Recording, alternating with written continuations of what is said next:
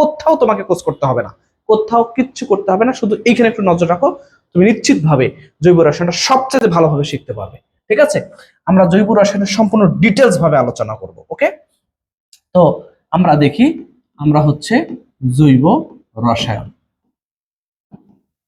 জৈব রসায়ন এটা হচ্ছে আমাদের সেকেন্ড পেপারের দ্বিতীয় অধ্যায়, এটা সবাই জানেন আপনারা। ঠিক আছে,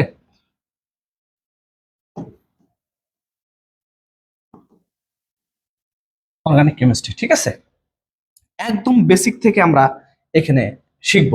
প্রথমত আমরা জানবো যে আমাদের হাইড্রোকার্বন কি। তাহলে হাইড্রোকার্বন, তাহলে হাইড্রোকার্বনটা কি? হাইড্রোকার্বনটা হচ্ছে শুধুমাত্র শুধুমাত্র হাইড্রোজেন এবং কার্বন এর গঠিত যৌগ। শুধুমাত্র হাইড্রোজেন এবং কার্বনের কিটা গঠিত যৌগ। তাহলে মনে রাখতে হবে শুধুমাত্র হাইড্রোজেন এবং কি কার্বন, কার্বন থাকবে, অনলি হাইড্রোজেন থাকবে, আর কেউ থাকবে না তার সাথে। তাহলে সেটা উদাহরণটা কি একটু বুঝাই দেই। এই যে CH4 CH3 বন্ড CH3 কিংবা CH2 ডাবল বন্ড CH2। তাহলে এই যে যৌগগুলো আমরা দেখতে পাচ্ছি, যে এটার নাম হলো মিথেন। কি নাম? এর নাম হলো মিথেন। এর নাম কি? ইথেন। অনুরূপভাবে এটার নাম কি? এটার নাম হলো ইথিন। এই যে যৌগ আমরা তিনটা দেখতে পাচ্ছি, এই তিন যৌগে কার্বন হাইড্রোজেন ছাড়া আর কি কোনো মৌল আমরা দেখতে পাচ্ছি? কখনোই দেখতে পাচ্ছি না। যেহেতু দেখতে পাচ্ছি না, এটা শুধুমাত্র আমরা এটাকে বলতেছি হলো হাইড্রোকার্বন। কি বলতেছি? শুধুমাত্র এটাকে বলতেছি আমরা হাইড্রোকার্বন। এরপরে আমরা জৈব যৌগটা শিখে নিই একটু। তাহলে আমরা আসলে জৈব যৌগ কাকে বলতেছি? জৈব যৌগ বলবো হচ্ছে আমরা এই যে কার্বন এবং হাইড্রোজেন তো আমাদের আছেই, আমরা আগেও শিখলাম কার্বন এবং হাইড্রোজেনকে হাইড্রোকার্বন বলে। কার্বন হাইড্রোজেন থাকতে হবে, তার সাথে আরো দুইটি প্যাটার্ন ম্যাচ করতে হবে। কি কি সেটা? প্রথমটা হলো কার্বন হাইড্রোজেন থেকে, এই কার্বন হাইড্রোজেন এর থেকে, এর থেকে কি হওয়া লাগবে?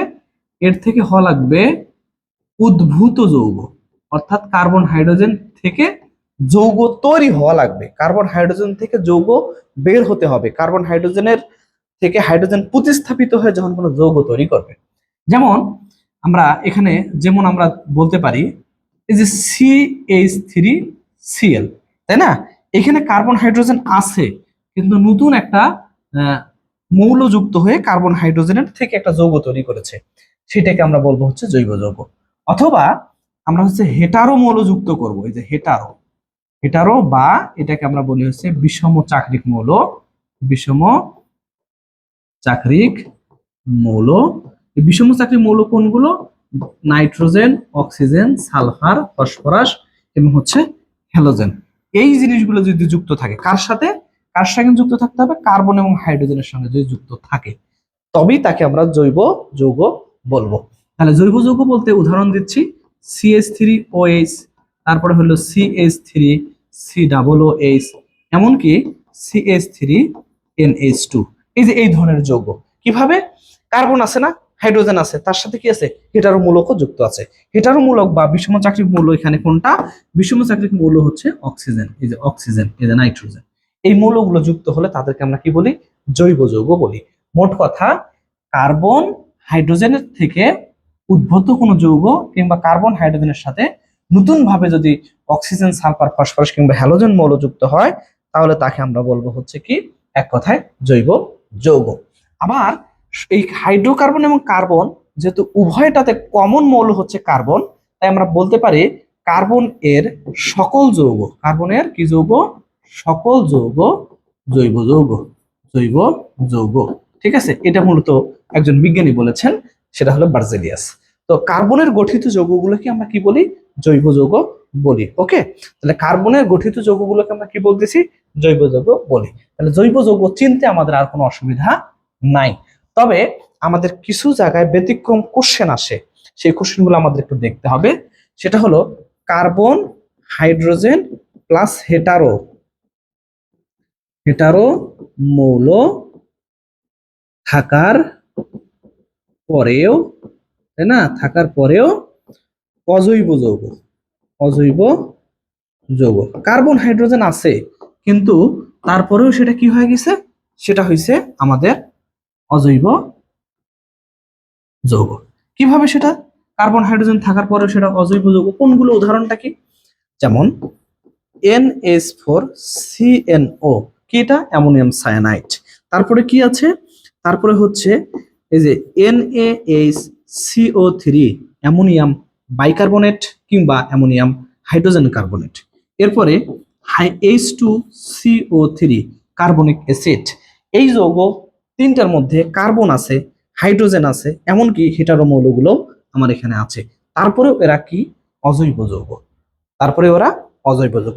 প্রশ্ন হতে পারে যে ভাইয়া অজৈব যৌগ এরা কিভাবে হলো, শুধুমাত্র কার্বন হাইড্রোজেন থাকলেই যে তারা জৈব যৌগ হবে ব্যাপারটা এমন নয়, তাদের বৈশিষ্ট্যগুলো জৈব যৌগের সাথে ম্যাচ করতে হবে। এরা আসলে কার্বন হাইড্রোজেন দ্বারা গঠিত যৌগ, কিন্তু এদের বৈশিষ্ট্যগুলো জৈব যৌগের বৈশিষ্ট্যের সাথে ম্যাচ করে না। এই কারণে আমরা এদের কার্বন হাইড্রোজেন দ্বারা গঠিত যৌগ হওয়ার পরেও আমরা এদেরকে অজৈব যৌগ নামে চিনি। ঠিক আছে, এরপরে আমরা দেখি হাইড্রোজেন নাই, অর্থাৎ হাইড্রোজেন বিহীন, হাইড্রোজেন নাই, তারপরেও আমরা কিছু জৈব যৌগ পাবো, হাইড্রোজেন বিহীন জৈব যৌগ। তাহলে হাইড্রোজেন বিহীন জৈব যৌগ আমরা কিছু পাবো। তাহলে হাইড্রোজেন বিহীন জৈব যৌগগুলো আমরা একটু দেখে নেই।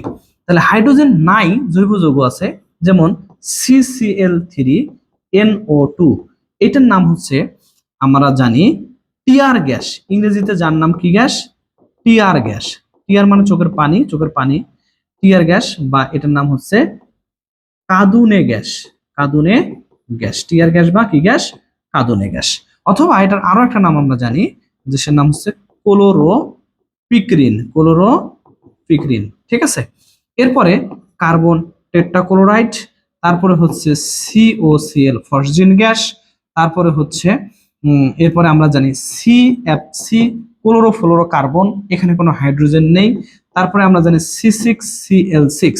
বিশেষ করে এই যে C6Cl6 একটু মনে রাখেন, একটু রিসেন্টলি এটা মেডিকেল ভর্তি পরীক্ষাতে কিন্তু এসেছিল। তাছাড়া আরো কয়েকবার কিন্তু এটা বিভিন্ন প্রতিযোগিতামূলক পরীক্ষাগুলোতে আসছে। হাইড্রোজেন বিহীন জৈব যৌগ এরা, কিন্তু হাইড্রোজেন নাই। কেন? কারণ হাইড্রোজেন প্রতিস্থাপিত হতে হতে, অন্য মূলক দ্বারা হতে হতে হাইড্রোজেন এখানে নিঃশেষ হয়ে গেছে। এই যৌগগুলোকে আমরা জৈব যৌগ বলি, এরা আসলে উদ্ভূত যৌগ। ঠিক আছে, এরপরে আরেকটা নতুন জিনিস আমাদেরকে জানতে হবে, সেটা হলো কার্বন আছে তবুও অজৈব যৌগ।